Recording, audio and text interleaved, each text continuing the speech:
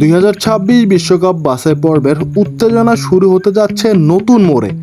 একদিকে মাঠে নামছে বর্তমানে বিশ্ব চ্যাম্পিয়ন আর্জেন্টিনা, অন্যদিকে আন্তর্জাতিক ফুটবলে অভিষেক ঘটতে যাচ্ছে এক নতুন কিংবদন্তি কোচ কার্লো আনচেলত্তির।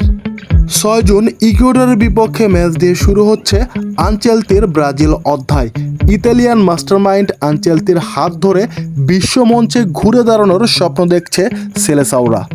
এই প্রথমবারের মতো ব্রাজিলের ডাকআউটে পূর্ণ মেয়াদে কোনো এক নন ব্রাজিলিয়ান কোচ, আর সেটা একজন চ্যাম্পিয়ন্স লিগ জয়ী কোচ আনচেলত্তি। নতুন মিশনের শুরুতে আনচেলত্তির দল থেকে বাদ পড়েছেন নেইমার, রদ্রিগো ও রাফিনহা। তারা সবাই বাদ পড়েছেন চোট বা নিষেধাজ্ঞার কারণে।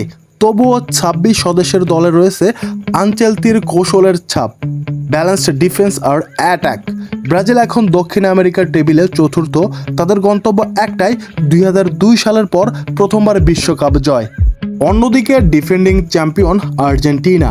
7 মাস পর আবারও দলে ফিরছেন আর্জেন্টিনার প্রাণ লিওনেল মেসি। আর্জেন্টিনা দলের 6 জন নিয়মিত তারকা দলে নেই চোট ও নিষেধাজ্ঞার কারণে। তবুও কোচ স্কালোনির মুখে কোনো হতাশার ছাপ নেই, কারণ তিনি জানেন তারা চ্যাম্পিয়ন। গত 14 ম্যাচে 10 জয়, 1 ড্র এবং 31 পয়েন্ট নিয়ে আর্জেন্টিনা এখন টেবিল টপার।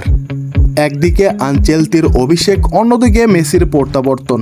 একই দিনে দুই চ্যাম্পিয়ন দেশের ভিন্ন দুটি গল্প, একটাই লক্ষ্য বিশ্বকাপ।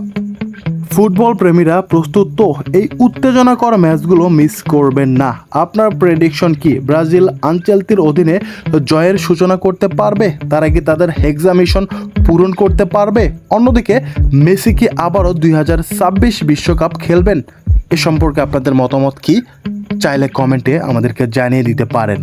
তবে অনেকে ধারণা করছেন 2026 বিশ্বকাপে আমরা আবারও মেসিকে মাঠ কাঁপাতে দেখতে পারবো। অন্যদিকে নেইমার, তিনিও হয়তোবা ব্রাজিলের হয়ে 2026 বিশ্বকাপ শেষবারের মতো খেলবেন। বাকিটা সময় বলে দেবে কখন কি ঘটবে।